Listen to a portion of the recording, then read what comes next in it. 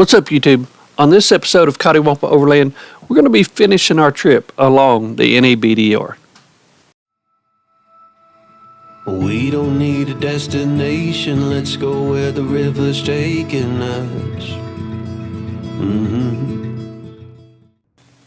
We woke up to another chilly morning just outside the Glastonbury Wilderness area in Vermont.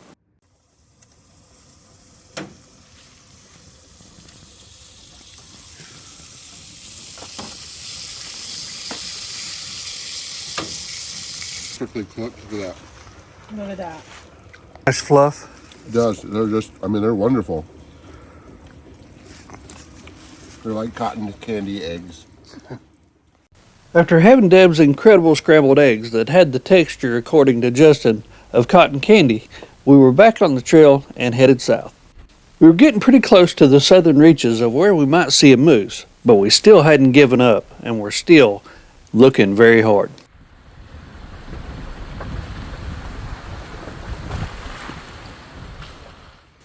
We made it about halfway through the Green Mountain National Forest, and we were getting really close to being at the end of Vermont.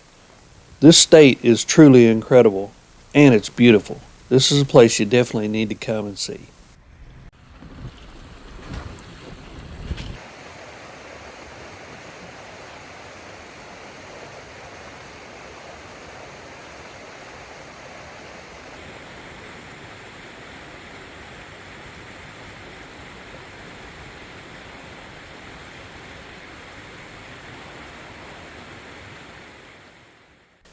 While we didn't get to see a moose, we got to see this incredible eagle flying away from the river.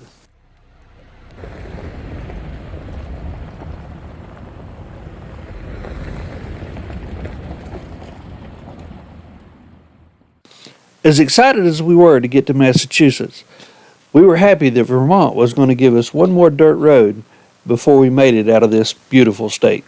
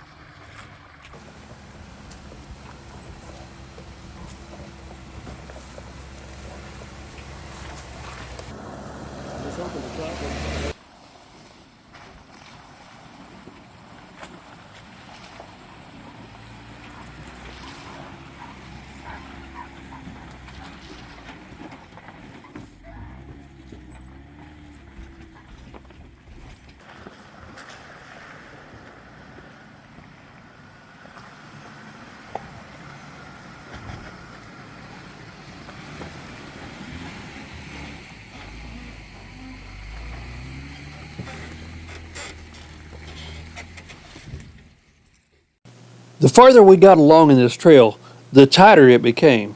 Now these trails are definitely something that you can do with a trailer. You just have to drive a little bit more with your mirrors and make your swings wider.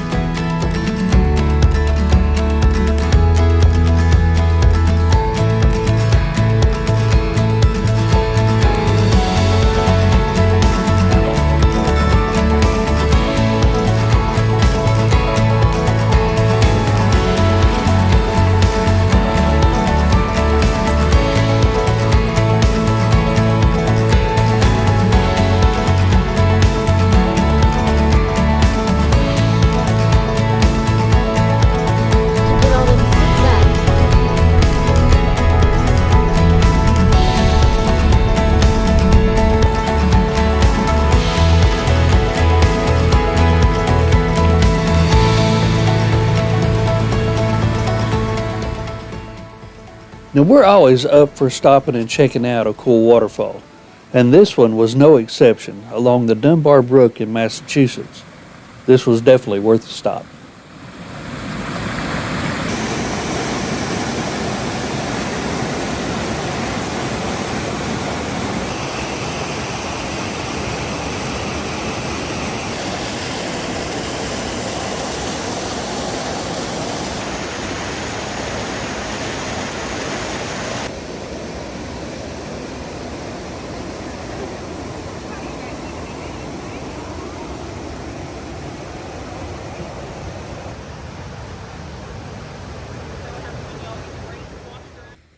We spent some time at the waterfall, and then it was time to explore the Monroe State Forest.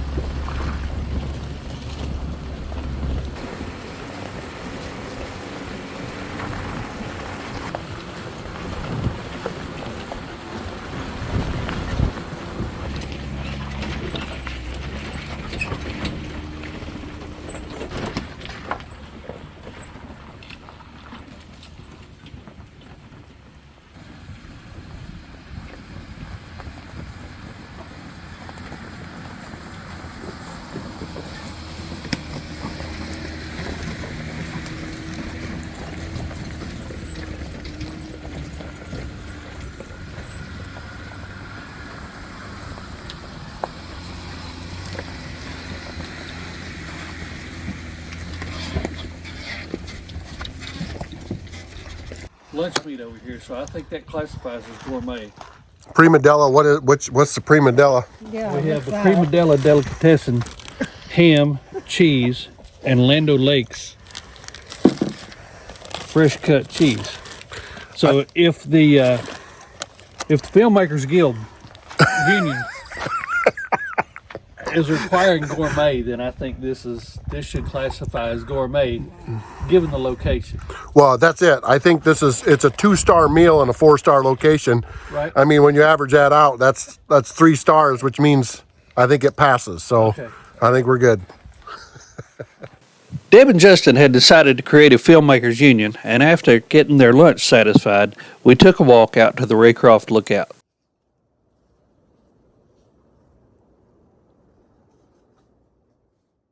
This is another trip where we had a little bit of difficulty filling up our water tanks, and that's where the guzzle came in, and we were able to just stop at this little stream, drop the guzzle in it, and purify our water and fill all of our tanks up.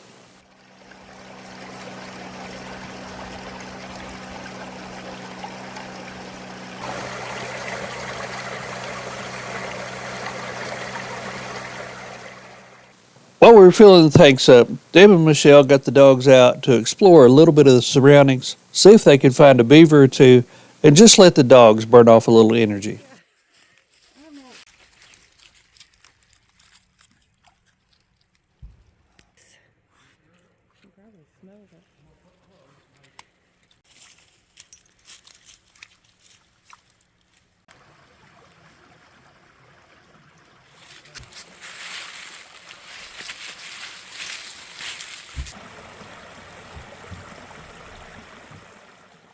Justin also took this time to clean his kitchen a little bit. What are you doing? Washing the rig off. So that way I have a place where I can actually set some kitchen stuff out and get it all dirty. I got you. Somebody keeps taking me down these muddy trails.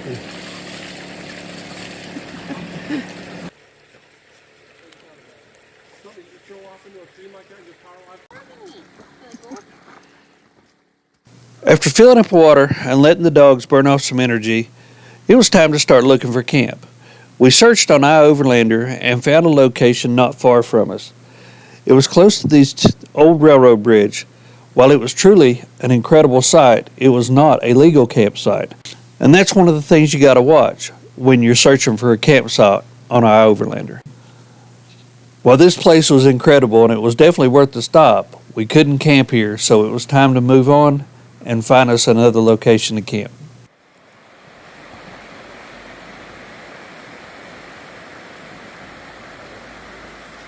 Well, what are you thinking? I don't know. There was not much at all in the way of public camping in this area, so we were forced in the dark to find a hip camp, but this worked out just fine for us. It was a nice, fairly secluded spot tucked away in the back field of someone's farm. Get off the picnic table. Aspen, get off the table.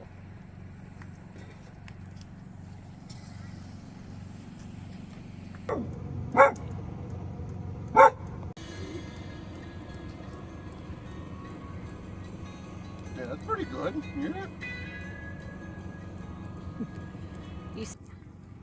You guys running over that camera. It's pretty good.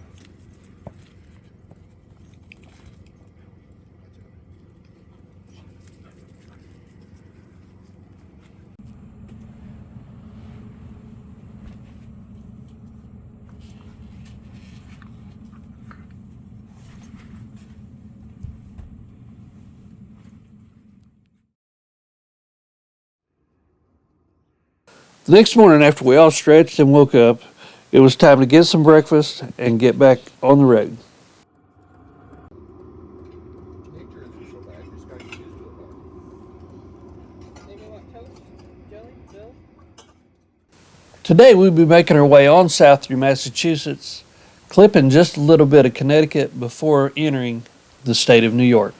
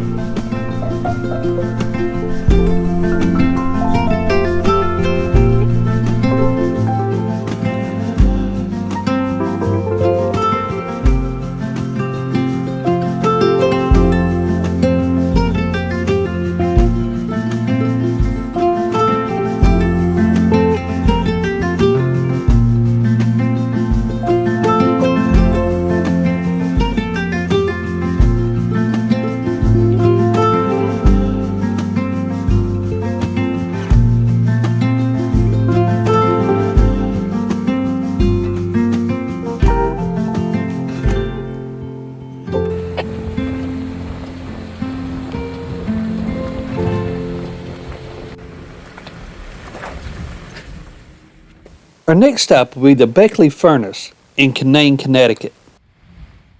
This iron ore furnace was very similar to the ones that we found in eastern Kentucky.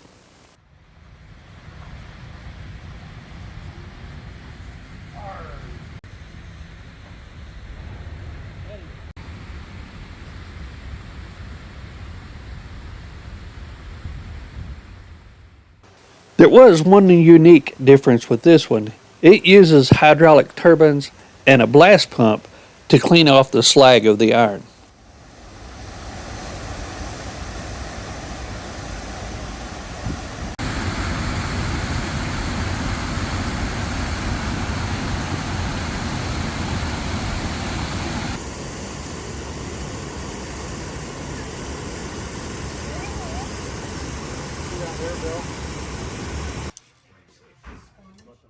And one more stop before leaving Connecticut, we had to get some delicious pizza. After filling our bellies with delicious pizza, it was time to change our direction of travel to west instead of south.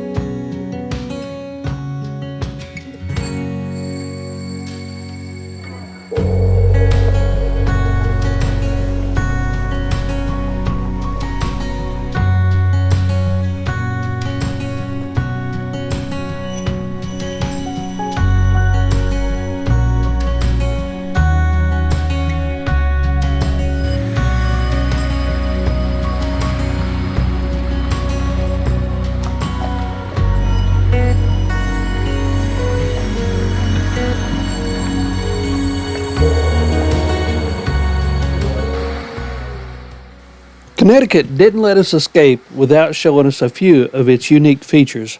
Another one that we stumbled on was the Riga Falls. We drove by it and knew that we had to stop and get a closer look.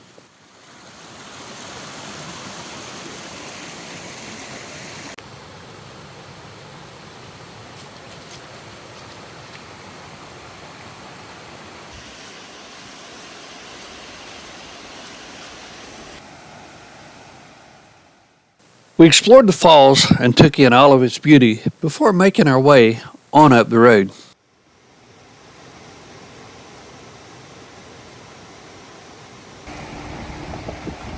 Yeah, it's been an old bridge. The next surprise that we stumbled on was not even on a map. Connecticut had one more secret to show us.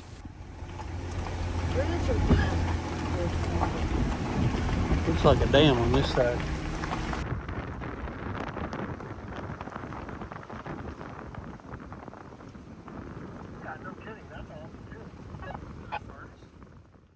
Off to the side of the road was the oldest furnace that any of us had ever seen.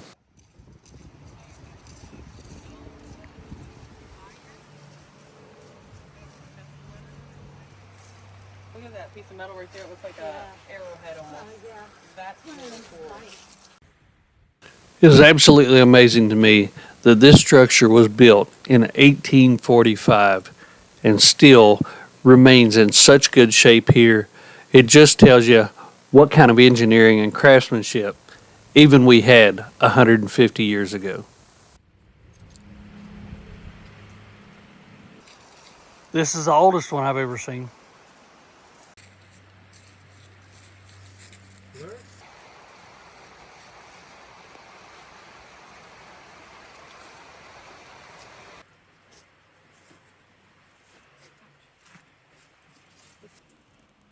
Something CFOID.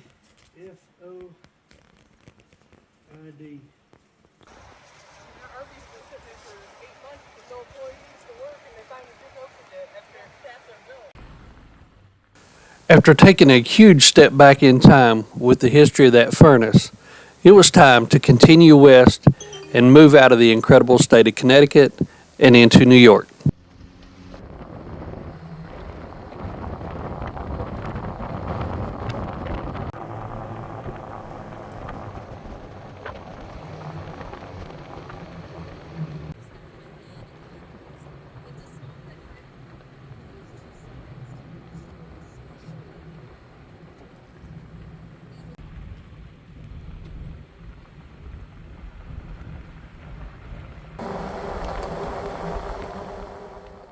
The rest of the day in eastern New York would put us on a lot of blacktop, making our way towards camp that night, and we would end up finding it in the dark again. It's sure taken us a little getting used to this daylight savings time because we hit it right at the weekend that it all changed. We didn't let that dampen our spirits any. We set up camp, started getting dinner together, and built a good fire. Got going there. It's vegetable soup because it's cold. That looks really good. It smells fantastic. This was a frozen block this morning, right? Frozen block. It laid out on the tailgate. It was frozen. Now look at that. And now it's Woo! Smells fantastic. Gosh, yum. wish y'all had smell-o-vision. I don't know what's in it, but it looks so good. On there, my love. I don't know. Remember what this had in it, Deb?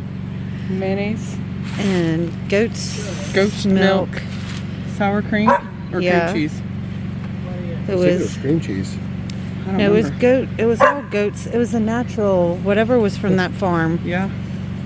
So it's Did it have- Garlic. Yeah, and herbs. chives. Yeah, chives. So it's either sour cream or cream cheese. I don't know. Yeah, I don't remember. But it had mayonnaise. I know that.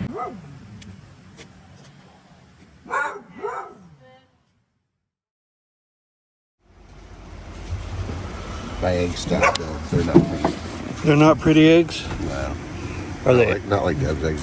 They're not like Deb's eggs. Yeah. They'll eat, but that's about it. Well, that's all there needs to be. Yeah. Today would be our final day on the NEBDR.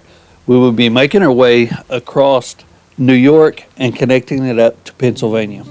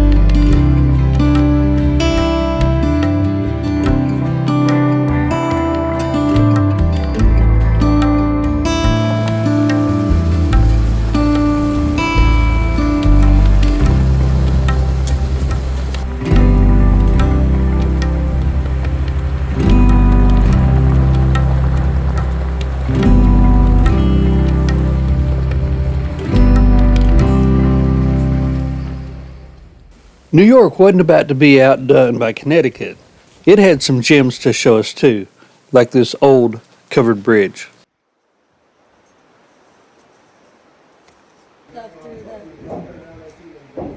Oh, yeah. Besides that.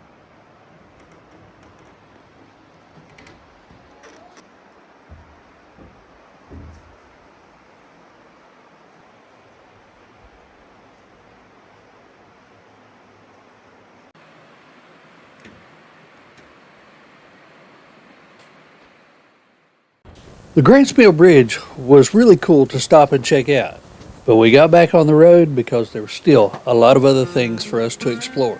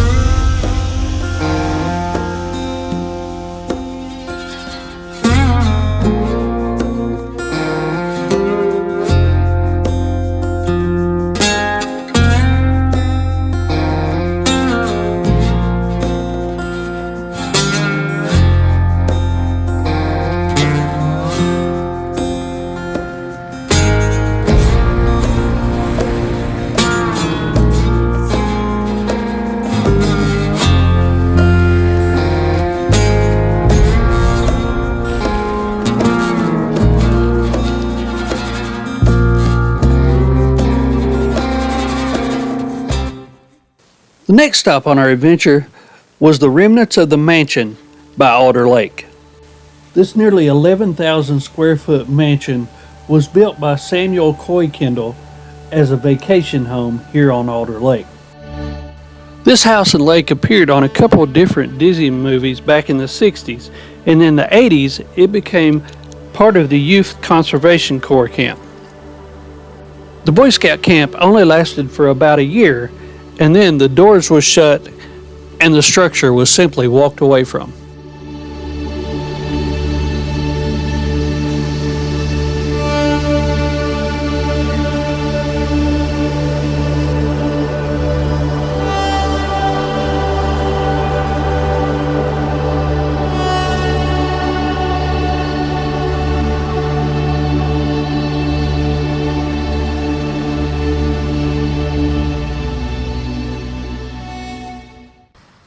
The rest of the afternoon we would spend exploring the rural countryside of western New York.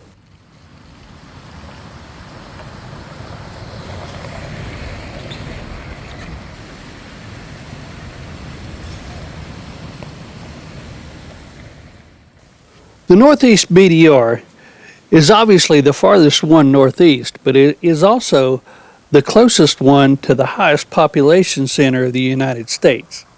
And I gotta tell you, it is definitely one of our favorites.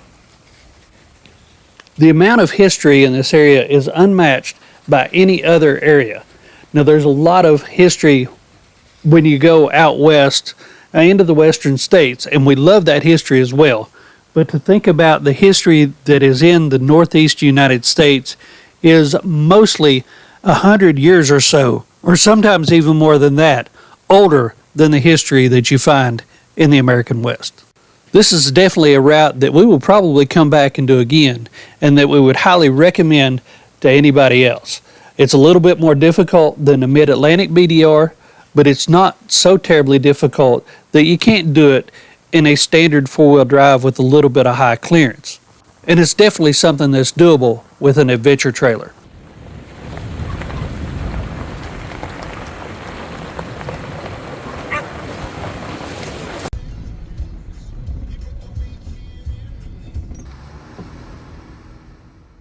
We had one more stop before we got off the BDR and made our way on into Pennsylvania, and that was somewhere to eat, and the place we wanted to stop was the old schoolhouse. This is definitely another one of those must-stop locations.